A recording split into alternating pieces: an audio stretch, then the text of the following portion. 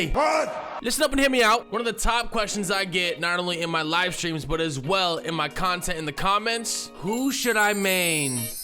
Who should I unlock? So today we're answering that. If you're new to Apex, this video is definitely for you. Maybe you just got enough legend tokens to finally unlock somebody outside of the starting legends that you get, and you don't want to waste those precious tokens that you worked so hard for on a legend that you may not like. Or if you've been playing the game and you're just not really sure where to go next for who to play, this video is also for you. This isn't really a tier list. I did make a video like that I'll put in the description if you want to see that for season 16. This is more so if you have a certain play style, which legends might suit you the best. If you like the video, like it. If you love it, make sure you subscribe. Comment down below what your main is right now. Maybe it'll help some other people out as well trying to find their mains. Ready? With 24 legends currently in the game in season 16 and a 25th coming in season 17, I get it, there's a lot to choose from. So I basically summed up 4 different playstyles that might suit with different legends. The first playstyle is going to be a frontline fragger. If you've played other games, this is usually the dude who is on top of the leaderboard and gets the most kills. Now, I know we all want to be this guy, but unfortunately, we're not all this guy.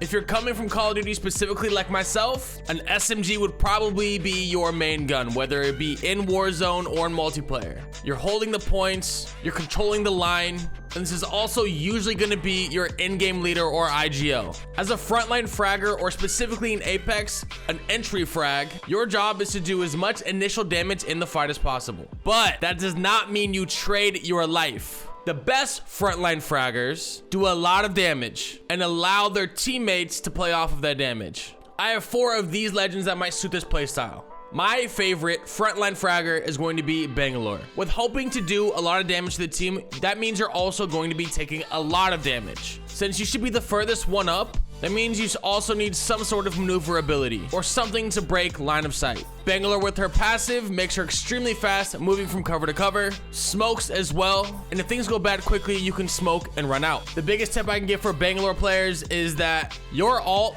8 times out of 10 is going to be used defensively. Next, we have Mad Maggie.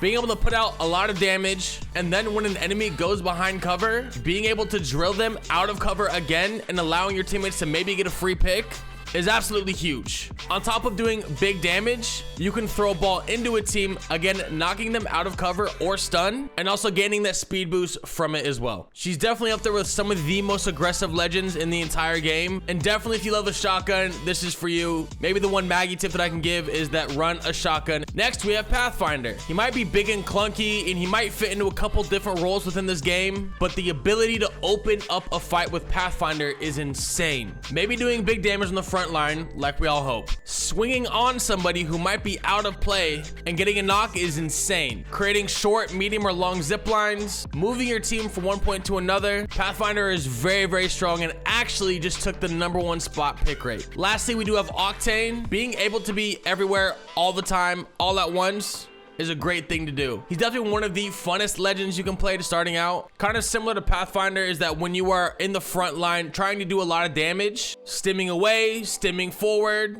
or cover to cover, and telling your team to push on a stim and a pad is really good. The second role that we got is gonna be a flanking assassin. You might be somebody who runs a silenced weapon in different games. You might prioritize movement, and you definitely love getting the flank. This role is definitely what I consider myself. Call of Duty, I always ran silenced weapons. I always try to take wide angles, and stealth is really your ally. So with that, I do have 4 legends and an honorable mention. First up, we have Wraith. No surprise, I have the most kills on her in the most time played. And with her portal being buffed, she's actually insane in many different roles. But specifically with her small hitbox, being able to take a wide angle, hopefully doing a ton of damage, if not a free knock, and either phasing out to get back to your team to heal, or when you go and take that wide angle, you actually start portal on your team. So that when you go and take that angle, you do damage and your team can immediately port to you. And if things go south, you go back. My one Wraith tip is definitely get creative with your portal. There's a lot of different functions you can do with it. Blocking off doors, taking height, pushing into a team, and also taking valuable real estate. Next, we have Loba. Very similar to Wraith. Working an angle and then just being able to completely vanish from the scene is incredibly useful. I know that she's a support legend, but just because she is a support legend does not mean that she can take huge fights. I mean, honestly. Next up, we got Ash. Her snare just got a huge buff. Ashe is actually like one of those legends right now that is incredibly strong in 1v1s. You do damage, you throw snare. You take a lot of damage, you throw snare. Being able to hold one enemy and they either get separated from the rest of their team, or you have a 1v1 and they can't really move is incredibly strong and severely underestimated. Her portal is definitely one of the best abilities in the game to try and take angles. So definitely get creative with that as well. If you're playing ranked, Ashe is incredibly strong with her passive. Knowing where teams died and when, whether you want to go towards that location or not, gives you valuable intel on what you might want. Last up, we have Valkyrie. She's kind of a jack of all trades character. Instead of being able to take wide angles, she obviously takes a lot of height. With so much verticality in the game, she can take an angle, go on top of a roof, take an angle, go on top of a rock, and only a handful of legends can go up to where she can get. And by that time, you're either healed or you already did huge damage. Honorable mention is Horizon. She's still really strong with her Q, and her ult is still really good. I just haven't really adjusted to her yet, and her nerf inside of her Q not being able to shoot out of it, I just don't know how I feel about it. The third playstyle is going to be a combat medic. This one's a little bit more straightforward. Your role in the team is to support. That might sound obvious, but your job is to play behind the fragger. Whoever is taking the angle on the assassin role, let them go. It's their job to get back to you. Your job is to anchor everything. If your front line pushes up, you need to be behind that person in case they need to fall back to you. If they say push, push, push, you go up. And if they take a lot of damage, you need to be able to play off of that damage and support that person. You are the second line of defense. And sometimes that means being the second line of offense.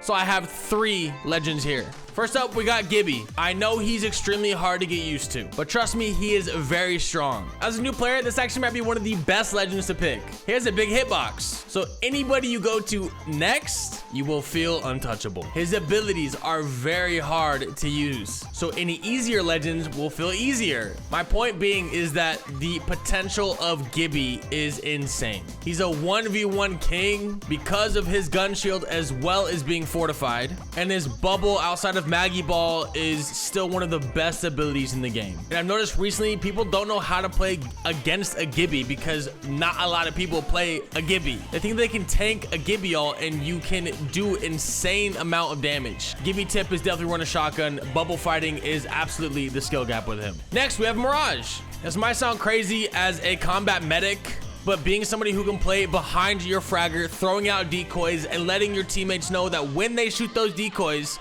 where the team is crucial. If you take a lot of pressure, using your ult almost guarantees a knock in a lot of different situations. Watching Mirage mains go against pro and pred players, throwing ult and confusing them, I think people sleep on Mirage. But he's mostly in this role because of his invisible res. Yes, it's not a free get out of jail, I'm an invisible resing nobody knows ability, but it is very strong. It allows a reset, and it's something that you should be utilizing. Last up, we have Newcastle. What I don't understand is he's one of the least picked legends in the game, when in reality, he is probably a top 5 legend in the entire game. If you are looking for somebody who can play aggressive, play defensive, and have mobility, this is him. He is him. I will say, I do think that he has such a low pick rate because he does have a very large skill gap. He's a big boy, so he takes a lot of damage. Newcastle's potential is completely based off of his abilities. Blocking damage, getting to a teammate with your ult, rezzing. I mean, it's just everything in his kit is completely based off of his abilities. What I've learned since playing Newcastle is you really need your teammates to be the entry fraggers. It really, really is your job to get to them as fast as possible and support them, but you are not the person to open up the fight. Last up, we're gonna have our strategists. Similar to a combat medic, you are probably going to be on the back line, but you are thinking 10 steps ahead. Less reactionary, but more in the thought process of what happens next. These are also very good IGLs. You're basically setting your team up for the biggest possible success in each game. Positioning is your strong suit, and in a battle royale, positioning is so much of the reward. So first up, we're gonna have Wattson. With a lot of the meta that we're in right now with ability spamming, meaning that you are always having something going on in front of your face. Gibby ult, bang ult, Maggie Ball, fuse ult, so on and so forth. Her gen negates all of it. Maybe not Maggie Ball, but nonetheless, she creates a safe space. She's definitely the most important legend of thinking 2 steps ahead, because if you can put a fence in the right place, you can absolutely punish teams for being too aggressive. Next, we have Catalyst. Definitely a meta legend right now. Her wall is incredibly strong, allows for easy pushes, a very strong get out of jail free card, and is really good end game. Being able to fortify a building just like Wattson, she's definitely found her way in the meta. Last up, we're gonna have Crypto. Being able to tell how many teams are around you, getting them all on scan constantly, and potentially EMPing into a team, doing initial damage without even being in the vicinity of any of this happening, makes him very, very strong. Gaining so much information for your team, Crypto is absolutely insane. His biggest downfall is the fact that sometimes he does have to be in his drone, which makes him completely vulnerable to other teams. The last type of legend I guess you could do is just a scan legend. Play Bloodhound, he's really good right now. Play Seer if you hate yourself and everybody else. But that does conclude our video. I hope you guys enjoyed this. I hope this helped picking your main, as well as answer a lot of questions about legends inside the game. I would love to hear any feedback, and I'm probably live streaming on YouTube right now. Thank you. Have a great day.